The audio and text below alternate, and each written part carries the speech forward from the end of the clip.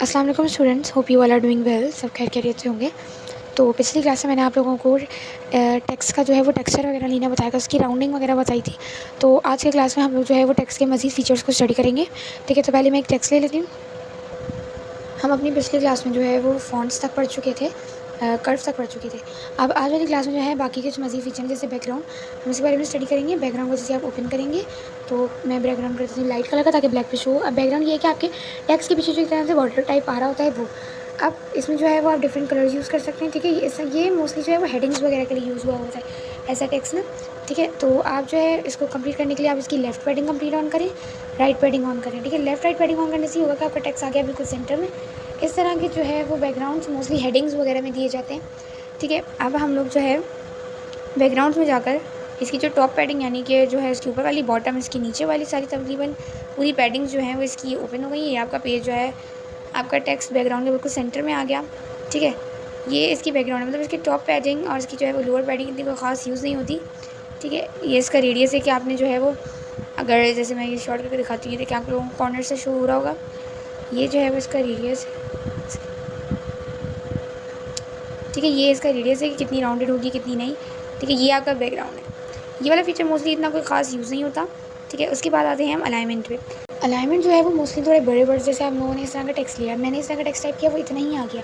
अब पहले तो आप इसे यहाँ से ड्रैग करके सेट कर सकते हैं। ठीक है, एक लाइन में खैर ये टेक्स्ट आएगा नहीं क्योंकि टेक्स्ट थोड़ा बड़ा है। ठीक है, अब आपने क्या करना है, अलाइनमेंट ये होती है कि जैसे मोस्टली कोई हेडिंग के तौर पे दिए, आप समझें ये मेरी हेडिंग है, इसको मैंने हेडिंग देना है, लेकिन ये इस तरह जो है वो नॉन प्रोफेशनल वर्क लग रहा है, तो इसको अलाइनमेंट देने के लिए मैं इसकी सेंटर वाली लूँगी।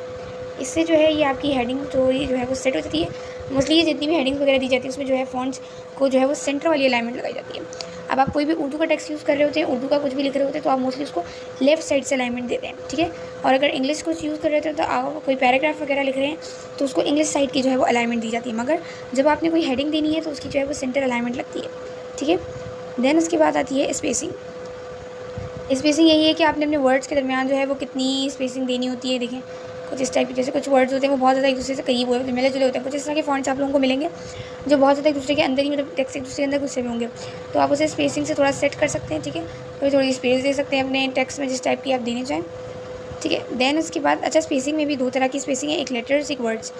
ये आपके पूरे पूरे वर्ड्स के दरमियान आएगी। जैसे आप कोई पैराग्राफ लिखना चाहें, लिख रहे हैं और उसमें जो है वो ज़्यादा से ज़्यादा टेक्स्ट देना चाहें, लेकिन देखिए इस तरह, जैसे कोई पैराग्राफ लिखा है उसमें जो है वो ज़्यादा गैप देना चाहते हैं, तो वो आप लोग जो है उसे इस स्पेसिंग वगैरह से सेट कर सकते हैं।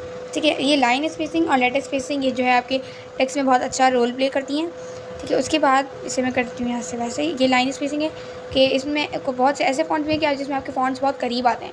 ठीक है, आपने टेक्स्ट बहुत छोटा है, जगह बहुत छोटी है, आप लोगों को जो है अगर आपका टेक्स्ट हुआ है इतना समझें स्पेस में, तो आप उसकी स्पेसिंग कम करके उसकी एडजस्टमेंट कर सकते हैं।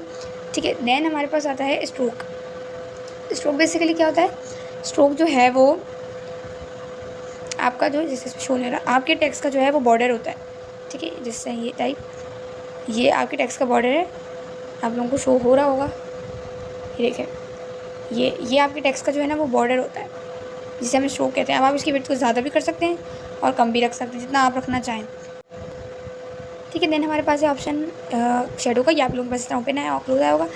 ये आप जो है इस पर डिफरेंट शेडोज़ लगा सकते हैं अपने फॉन्ट्स पे। ठीक है, ये आपका आउटर शेडो होता है और इसी के बाद आएगा आप लोगों को इनर शेडो शो हो रहा होगा। ये आपके जो है वो टेक्स्ट का इनर शेडो होता है। मैं आउटर शेडो ऑफ करती हूँ तो इन साइड पे ये मोस्टली तो कोई ख़ास यूज़ नहीं होता, आप इसे सेट करना चाहें तो आप वो भी कर सकते हैं। ठीक है, इनर और आउटर शेडो के बाद आप लोगों को एक जो है वो नया वो शो रहा होगा इम्बोस। इम्बोस जो है वो हमारे जो टेक्स्ट होते हैं ना उसको जो है वो शेडो, मतलब एक टाइप का कलरिंग शेडो देता है। ठीक है, अभी होता क्या है, ये साइज़ पे डिपेंड करता है, जिस तरह का साइज़ होगा ना उसी हिसाब से सेट होता है। करना क्या है, आपने इम्बोस ओपन करके अपने टेक्स्ट में जाना है, यहाँ से जो है वो एक करके मैं आप लोगों को बड़ा करके दिखाती हूँ। ठीक है, इस टाइप ये आप लोगों को दिख रहा होगा। ठीक है, इसका बेसिकली पहले हम 3D टेक्स्ट ओपन करते हैं। यहाँ से आप लोग करेंगे इसका, आप लोगों को जो है वो थोड़ा लास्ट में शो रहा होगा 3D टेक्स्ट, आप उसे करेंगे ओपन, इसको लगाएंगे ऑब्जेक्टिव पे, फिर इसको कर देंगे आप इसकी डेप्थ 55। ठीक है, यहाँ से इसका एंगल सेट करेंगे इसके शेडो का। ठीक है, फिर आप आके इम्बोस पे जो है वो काम करेंगे। देखिए इम्बोस जो है ना वो आपकी एक तरह से लाइट है।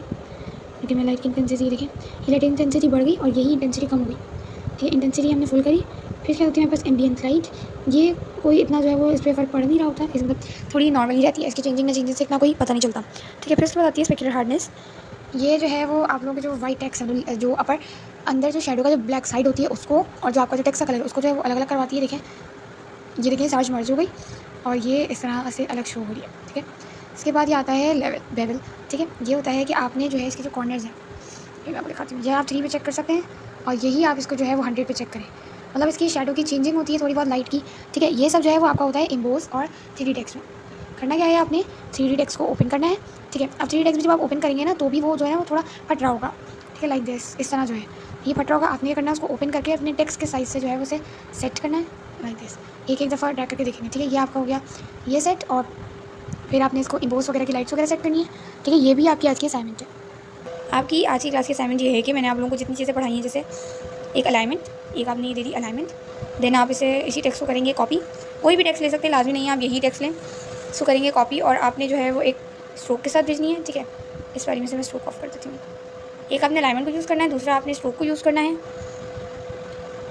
थर्ड जो है वो आपके पास है शेडो। शेडो को आपने यूज़ करना है, शेडो ऐसे हों कि जो नज़र आ रहे हो। ठीक है, और ठीक है, ये आप लोगों ने वो शेडोज़ को यूज़ करना है।